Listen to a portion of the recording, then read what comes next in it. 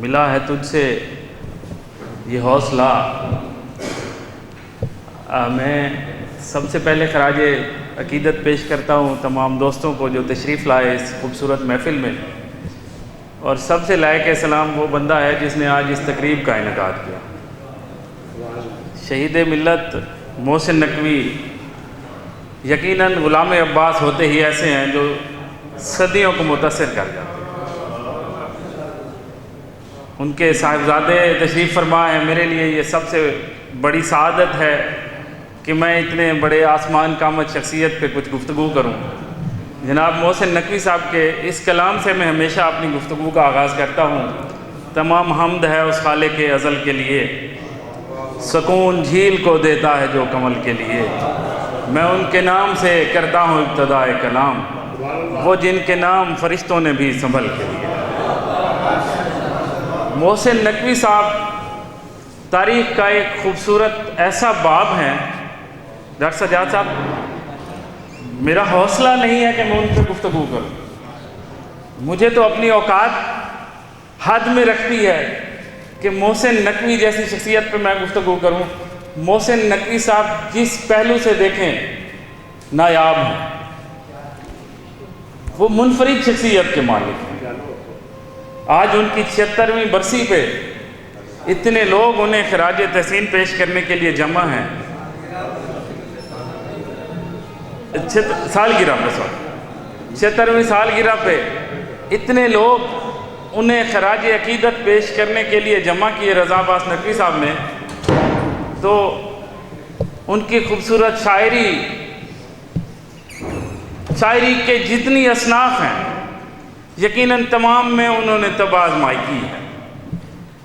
خصوصاً جو اہل بیت اطہار کی خدمت میں ان کے فضائل لکھے، ان کے مصائب لکھے، وہ بھی بہت کمال ہیں۔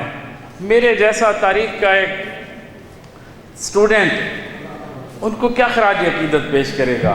ان کا اپنا ہی ایک شعر جو میں تیری مدحت کو کس بلندی یہ حرف پہ سوچوں، یہ سرکار رسالت مآب کی بارگاہ میں انہوں نے پیش کیا۔ تو انبیاء کے ہجوم میں بھی جدا ملا ہے۔ ایسے خوبصورت اشعار، کبھی جو اس میں رسول کا نقش پا ملا ہے، ان کی ایک نعت ہے، کبھی جو اس میں رسول کا نقش پا ملا ہے، ہمارے دل کو مقام غار ہرا ملا ہے، اور دعا بھی تیری قبولیت کو رضا بھی تیری، یہ کم نہیں ہے کہ مجھ کو دست دعا ملا ہے۔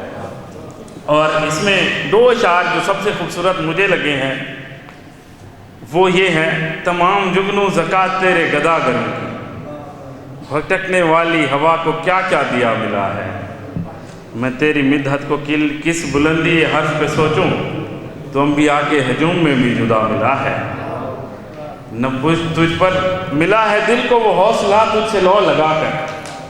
کیا خوبصورت شعر ہے، ملا ہے دل کو وہ حوصلہ تجھ سے لو لگا کر، کہ جیسے موسیٰ کو معجزے میں عصا ملا ہے۔ اور محسن نقوی صاحب پہ میں آخری شعر انہی کا ان کی شخصیت کے لیے پیش کر کے الوداع کہوں گا، وہ یہ ہے کہ وہ دائرہ جس میں نارسائی کی کرتیاں تھیں، وہ دائرہ جس میں نارسائی کی کرتیاں تھیں، سمٹ کے جس میں ہر ایک نفس بے صدا ملا ہے۔ اور وہ کہتے ہیں یہ بے پرو بال حرف ہیں شرمسار تجھ سے۔ آخری شعر سنیے گا، یہ بے پرو بال حرف ہیں شرمسار تجھ سے، تو فکر کی دسترس سے بھی ماورا ملا ہے، تو فکر کی دسترس سے بھی ماورا ملا ہے۔ ان الفاظ کے ساتھ تمام دوستوں کو سلام۔